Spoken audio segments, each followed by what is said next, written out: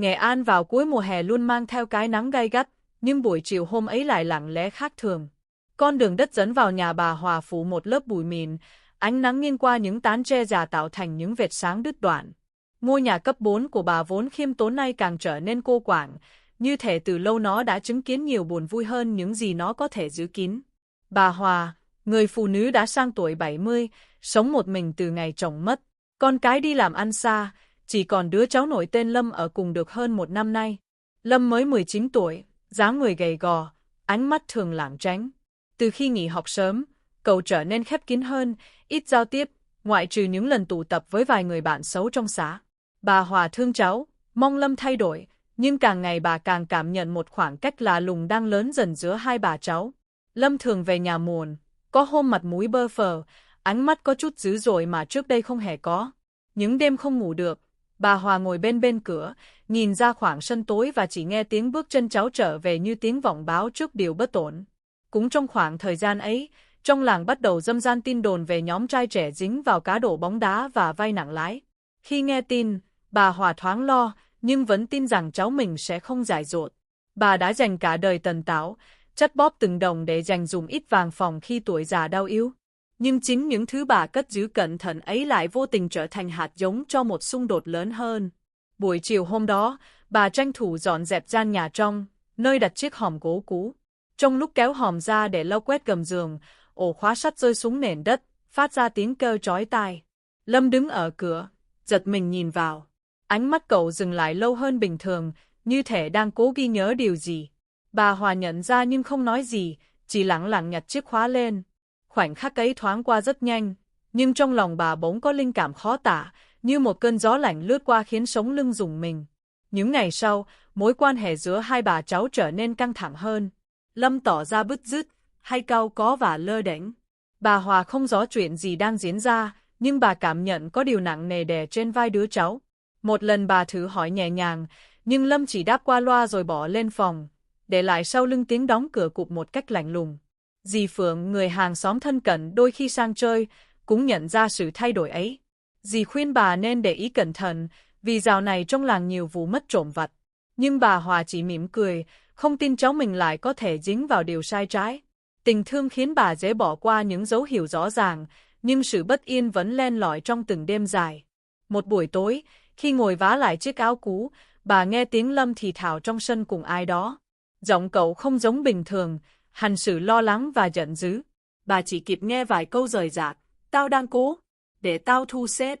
Không có thì tụi nó không tha đâu. Ngay khi tiếng chân tiến lại gần, bà giả vờ như không nghe thấy gì, nhưng trong lòng bà lại thắt lại. Lần đầu tiên, bà thấy cháu mình giống như người đang bị dồn vào góc tối. Ngày hôm sau, khi dọn lại góc bếp, bà phát hiện ví tiền của mình bị xáo trộn. Không mất gì nhiều, chỉ vài trăm nghìn, nhưng đó là lần đầu tiên bà nghi ngờ chính người thân trong nhà. Cảm giác ấy khiến bà mệt mỏi, như thể có vết nứt vô hình trên nền tảng yêu thương mà bà cố vun đắp. Bà định nói chuyện thẳng thắn, nhưng khi nhìn gương mặt gầy gò của Lâm, bà lại mềm lòng. Lâm, trong khi đó, càng trở nên chật vật. Chủ nợ gửi tin nhắn dọa dẫm, bạn bè xa lánh, còn những đồng tiền bà cho xin trước đây chẳng còn đủ để vá vào những lỗ hổng cậu tự tạo ra. Mỗi tối, cậu nằm trong căn phòng nhỏ, ánh mắt nhìn xuống nền nhà tối om như thấy tương lai bị bóp nghẹt. Trong đầu cậu bắt đầu hiện lên những ý nghĩ méo mó về số vàng bà cất giữ. Những ý nghĩ ban đầu chỉ là thoáng qua, nhưng dần trở nên rõ rệt và cụ thể hơn. Một tối cuối tháng, khi trời tối sớm và mùi ẩm từ đất bốc lên, bà Hòa mệt nên đi ngủ sớm. Lâm đứng ngoài cửa phòng, nhìn thấy bóng bà dưới ánh đèn vàng nhạt. Trong khoảnh khắc ấy, hai thế giới, một người già hiền từ và một đứa cháu lạc lối, như bị ngăn cách bởi một khoảng tối vô hình mà không ai có thể bước qua. Lâm biết mình đang ở gần ranh giới của một quyết định mà nếu bước qua, mọi chuyện sẽ không bao giờ quay lại được nữa. Và chính sự im lặng ấy, kéo dài, đậm đặc, đã mở ra cánh cửa cho bi kịch bắt đầu. Những ngày tiếp theo trôi qua trong một bầu không khí đặc quánh đến mức chỉ cần chạm vào cũng như có thể cảm nhận được sự căng thẳng đang âm thầm tích tụ. Lâm trở về nhà muộn hơn trước, dáng đi hụt hẫng, ánh mắt thường xuyên tránh né mỗi khi bắt gặp ánh nhìn của bà Hòa. Cậu không còn là đứa trẻ vô tư của một năm trước. Sự sợ hãi và tham vọng nhỏ nhoi đan xen khiến gương mặt cậu trở nên nặng nề, như thể những đường nét hiền lành trước kia bị bóng tối phủ kín. Trong căn phòng nhỏ cạnh nhà bếp, bà Hòa vẫn âm thầm quan sát những thay đổi ấy. Bà không trách cứ, nhưng lo lắng lại ăn mòn tâm trí bà như một dòng nước ngầm dai dẳng. Thỉnh thoảng, bà nghe tiếng điện thoại rung nhẹ trong phòng Lâm, kèm theo vài lời nói gấp gáp, hàn học. Mỗi lần như vậy, ngay cả tiếng gió qua khe cửa cũng khiến bà giật mình. Trái tim già yếu của bà cảm nhận rõ rệt sự bất thường, nhưng bà cố bấu víu vào suy nghĩ, rồi nó sẽ qua thôi. Cháu bà chỉ lầm lỡ nhất thời. Thế nhưng điều bà không biết là Lâm đã vướng vào khoản nợ lớn hơn khả năng chi trả. Nhóm người mà cậu vay tiền không phải kiểu dễ thương lượng, họ có cách buộc người khác phải trả, bằng mọi giá. Chiều hôm đó, khi Lâm trở lại quán cà phê cũ, hai gã đàn ông đứng dậy chặn cậu ngay trước cửa. Một trong số họ đặt tay lên vai Lâm, bóp mạnh đến mức cậu phải nghiến răng chịu đựng. Giọng hắn khàn đặc, 3 ngày, không trả đủ thì tự biết hậu quả. Lâm run lên, không thể tìm được lời nào để biện minh. Khi họ bỏ đi, cảm giác như có sợi dây thòng lọng thắt lại trên cổ khiến cậu thở không ra hơi. Cậu biết mình đã trượt xa khỏi điểm quay đầu. Và trong tuyệt vọng, suy nghĩ về số vàng của bà Hòa, thứ vốn chỉ là cám dỗ mờ nhạt, giờ trở nên sắc bén đến mức chính cậu cũng thấy sợ. Tối hôm đó, khi đứng trước cửa phòng bà Hòa, Lâm cảm nhận rõ nhịp tim mình đập mạnh như tiếng trống dồn dập trong lồng ngực. Bên trong, bà đang ngồi khâu lại chiếc khăn tay cũ, ánh đèn dầu lập lòe hắt lên gương mặt hiền hậu và mệt mỏi. Bà không biết rằng mỗi đường kim mũi chỉ bà đưa lên lại như một mũi kim đâm vào lương tâm cậu. Lâm muốn bước vào, muốn nói với bà tất cả, nhưng lời nói cứ mắc lại trong cổ. Cậu đứng đó vài giây rồi lùi lại, để bóng mình hòa vào bóng tối của hành lang. Đến hôm sau, khi bà đang chuẩn bị bữa sáng, Lâm đột nhiên hỏi. Bà, mình còn vàng không á? Bà cất ở đâu thế? Giọng cậu cố gắng tự nhiên nhưng vẫn không che giấu được sự căng thẳng. Bà Hòa ngẩng lên, đôi mắt già nua nhưng tinh tường nhìn thẳng vào cháu. Bà trả lời nhẹ nhàng nhưng thận trọng. Sao cháu hỏi chuyện đó? Bà có chút phòng thân thôi, để đó phòng khi đau ốm. Lâm gật đầu qua loa rồi đi ra sân. Nhưng với bà, từng cử chỉ ấy như chiếc bóng dài đổ lên sự tin tưởng mà bà đã đặt vào cháu. Bà thở dài, lòng bất an. Đêm hôm đó, bà khóa cửa phòng cẩn thận hơn, nhưng vẫn cảm thấy điều gì đó đang lẩn khuất trong chính mái nhà mình, điều mà bà không biết làm sao để chạm tới. Trong khi đó, Lâm gần như mất ngủ. Tiếng đồng hồ treo tường gõ từng nhịp như đếm ngược thời gian còn lại cho cậu. Mỗi tiếng gõ là một lời nhắc nhở, 3 ngày. Những tin nhắn dọa nạt vẫn liên tục xuất hiện trên điện thoại, khiến tâm trí cậu rối bời. Sự sợ hãi dần bị thay thế bởi một quyết định liều lĩnh, thứ mà cậu buộc mình tin rằng chỉ là cách duy nhất để sống sót. Đêm xuống, trời Nghệ An lại âm u lạ thường. Một cơn gió mạnh thổi qua sân, làm tắt ngọn đèn dầu trong phòng khách. Lâm đang đứng ngoài hiên, tay nắm chặt chiếc chìa khóa phòng bà mà cậu đã lén lấy từ cuối buổi chiều. Chiếc chìa khóa nhỏ nhưng nặng trĩu trong lòng bàn tay, như thể nó chính là đường ranh giới cuối cùng giữa đúng và sai. Trong khoảnh khắc ấy, Lâm nghĩ về quãng thời gian sống với bà, những bữa ăn đạm bạc, những câu dặn dò nhẹ nhàng, những lần bà thức khuya đợi cậu về. Những ký ức ấy bỗng ùa về, khiến mắt cậu cay xè. Nhưng ngay lập tức, những lời đe dọa trong tin nhắn lại vang lên trong đầu, bóp nghẹt mọi do dự còn lại. Cậu tiến đến cửa phòng bà, mỗi bước chân như dẫm lên chính lương tâm mình. Tiếng gió rít qua mái ngói, tiếng côn trùng cơ ngoài vườn, tất cả hòa thành một âm thanh kỳ lạ như thúc đẩy cậu tiến thêm một bước nữa. Khi đặt tay lên nắm cửa, bàn tay cậu run đến mức không thể ổn định. Nhưng cuối cùng, cậu vẫn xoay chìa khóa. Cánh cửa mở ra rất nhẹ. Bên trong, bà Hòa đang ngủ, gương mặt hiền từ in hẳn những nếp nhăn của cả một đời hy sinh. Ánh đèn mờ phản chiếu lên người bà, như một lời cầu xin cuối cùng mà số phận muốn gửi đến Lâm.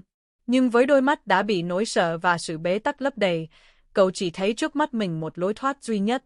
Chỉ còn một bước nữa thôi, và bóng tối bắt đầu tràn vào căn phòng. The following days unfolded beneath a veil of tension that neither mine nor her father attempted to dispel. Their exchanges became brief, almost mechanical, as though each word risked triggering an explosion neither side felt prepared to confront. Yet beneath that strained silence, a new undercurrent of urgency simmered. Mai had discovered more than just a troubling truth. She had uncovered a wound that shaped the man her father had become. Late one evening, when the sky dimmed into a bruised purple, Mai slipped once again to the riverside.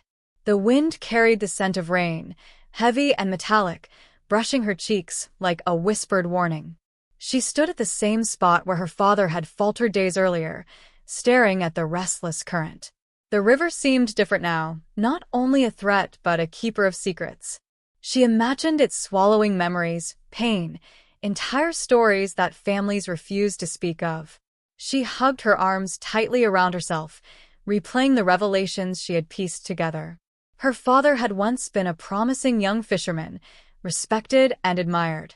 But one stormy night, a tragic accident claimed the life of a boy who had been entrusted to him. Though the community eventually forgave him, he never forgave himself. The guilt, like a parasite, had wound itself around his life, draining color from every day that followed. It was this invisible weight that had distorted him into the quiet, haunted figure she now knew. Still, a question kept echoing in her. Why now? Why had he reached the brink just when she believed life had finally stabilized? Why had he chosen that moment, quiet, ordinary, to surrender himself and his children to the water's cold embrace? A rustle suddenly broke through her thoughts. I turned sharply, startled to see an elderly woman approaching. The woman's posture was bent, her steps careful but steady. Her eyes, sharp and strangely luminous, held a familiarity that made Mai's breath hitch.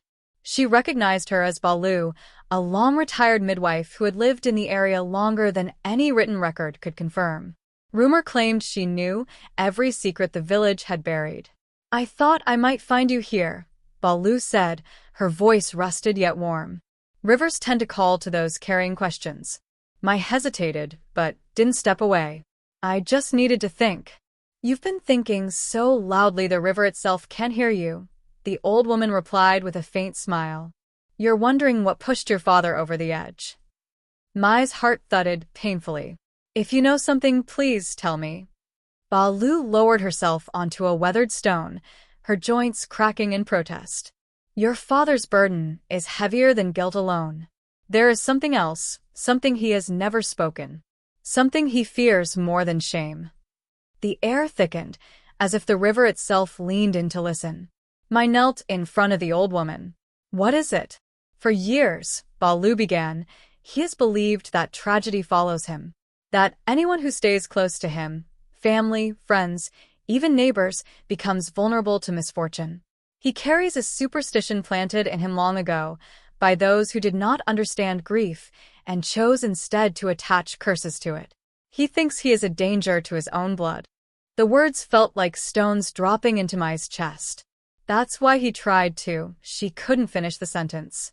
"Yes," Balu whispered. "In his twisted attempt to protect you, he believed removing you from his shadow was an act of mercy." Mai pressed a trembling hand to her mouth.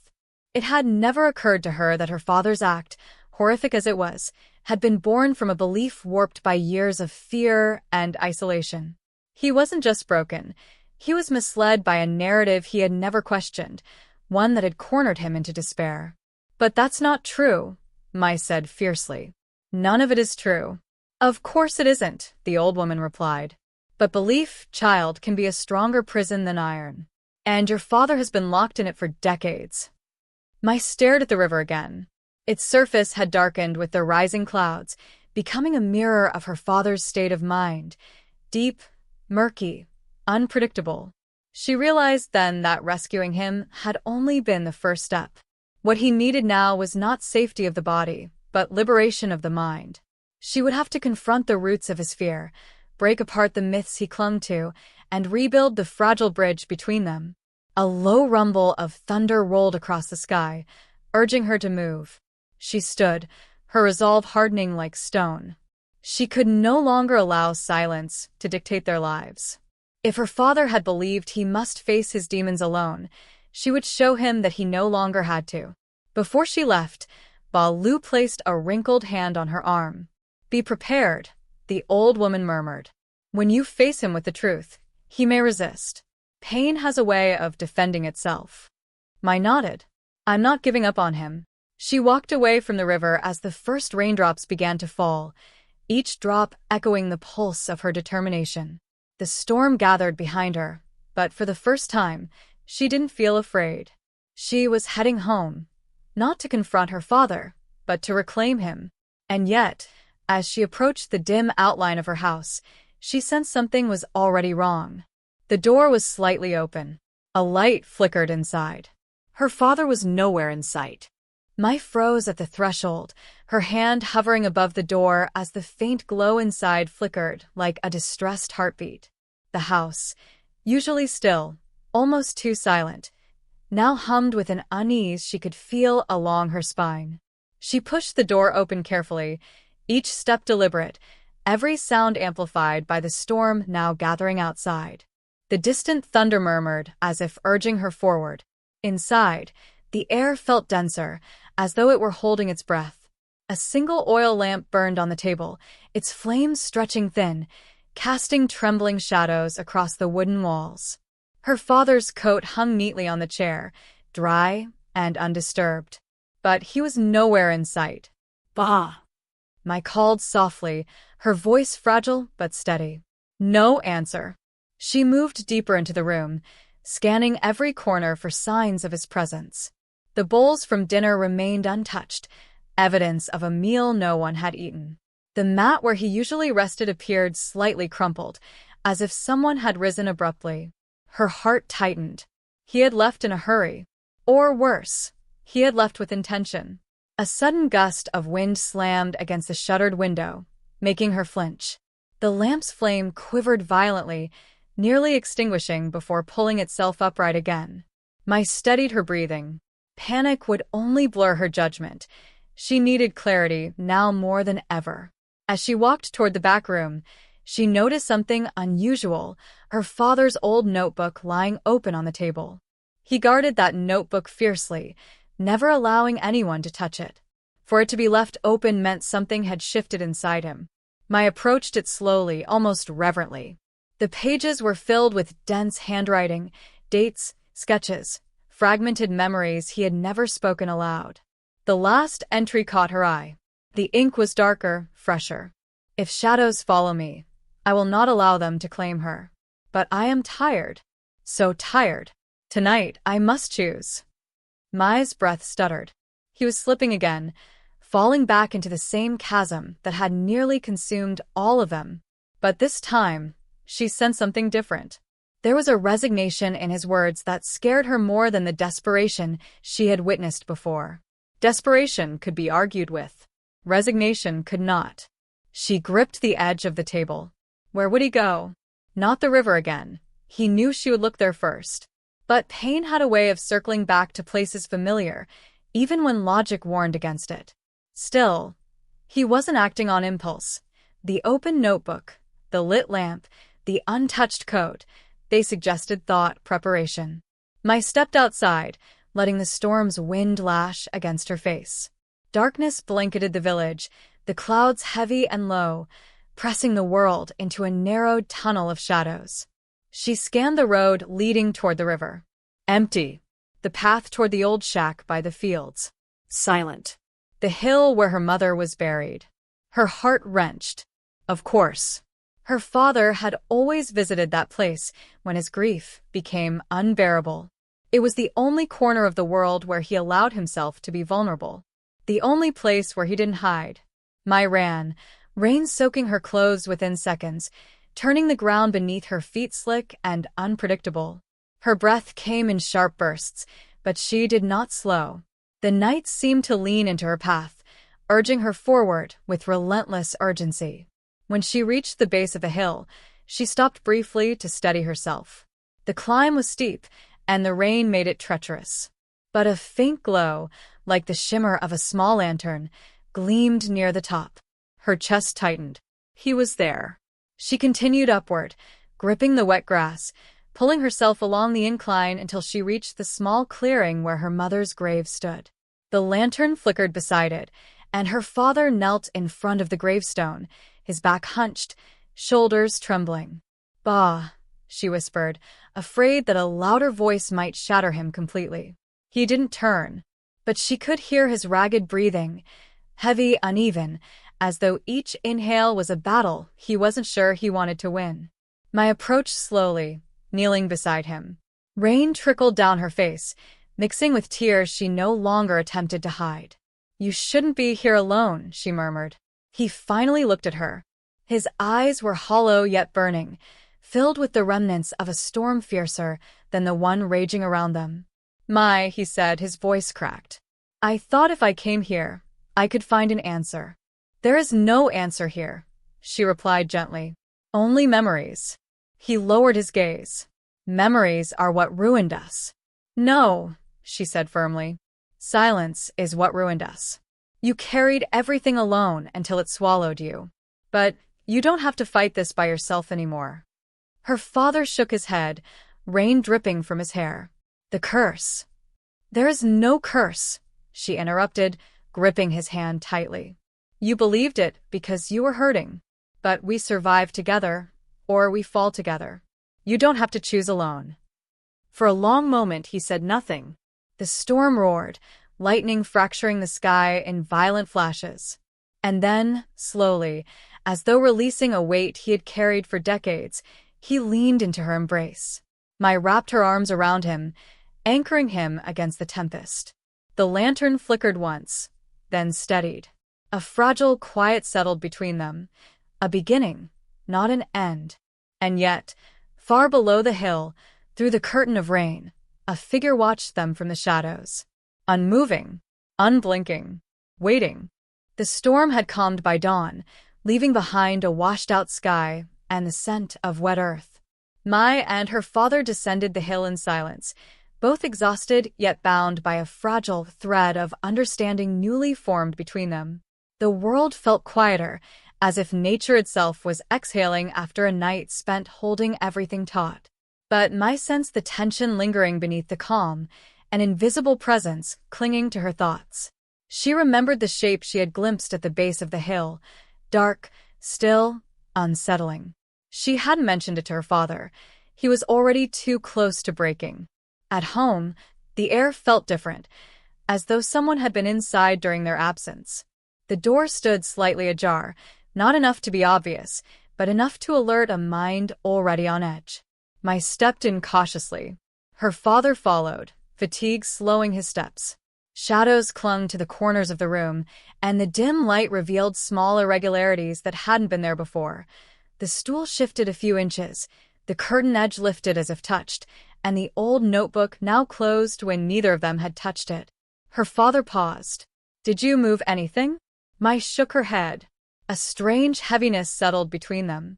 The house had never felt like this, intruded upon, rearranged, as if someone had walked through their memories with uninvited hands. Her father approached the table, fingers trembling slightly as he touched the notebook's cover.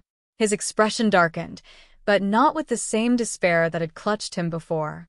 This was something sharper, fear mixed with recognition.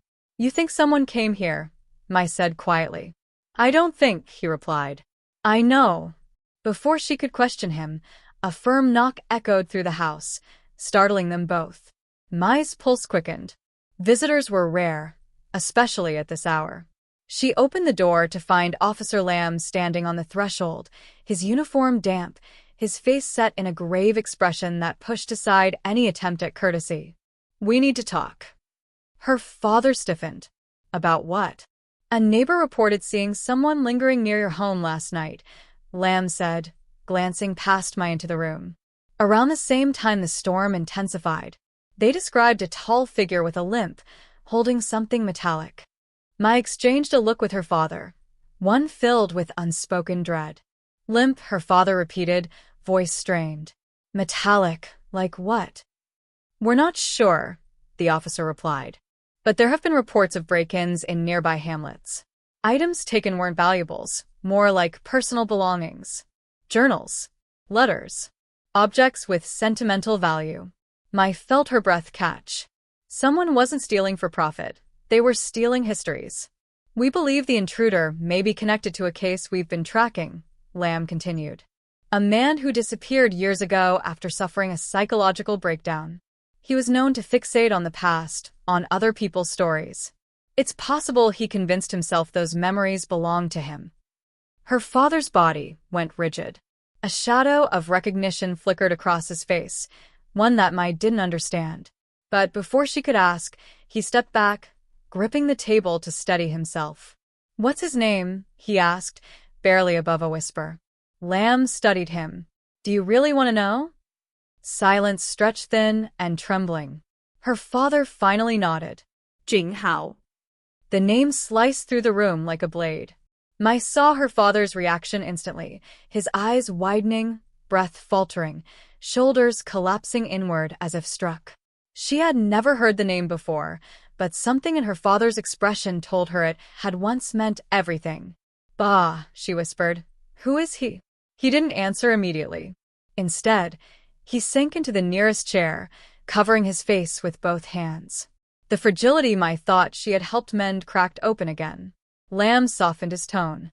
We believe Hal may have been near your home last night. Maybe even inside. His gaze shifted to the notebook. If he took anything or left anything behind, you must tell us. Mai looked around, searching for clues, something out of place they hadn't noticed earlier.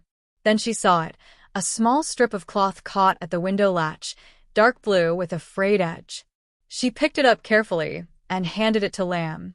He examined it, his expression tightening. This matches the description of the coat he was last seen wearing. Her father reacted as though struck in the chest. He was here, he whispered. He really came back. Mai knelt before him. Bah, who is this man? He lifted his gaze slowly, his eyes clouded with old grief. Your uncle, he said. My brother. The revelation stunned her. She felt the air thicken around them, swallowing her breath. She had never known her father had a brother, let alone one who had vanished into madness. Questions surged through her. Why the secrecy? Why the silence? Why the sudden return after all these years? Lamb cleared his throat. We're increasing patrols. But you should be cautious. Hal isn't violent, but he is unpredictable. If he believes your memories belong to him, he may come back. Mai's father nodded faintly, though his eyes drifted toward the door, as if expecting the shadow of his past to appear there at any moment. When the officer left, the house fell into a dense quiet. Mai touched her father's arm. Why didn't you tell me? Because forgetting, he murmured, voice trembling, felt safer than remembering. But the past had found them anyway. And now, for the first time, Mai understood. The real danger wasn't the storm outside. It was the storm returning to their doorstep.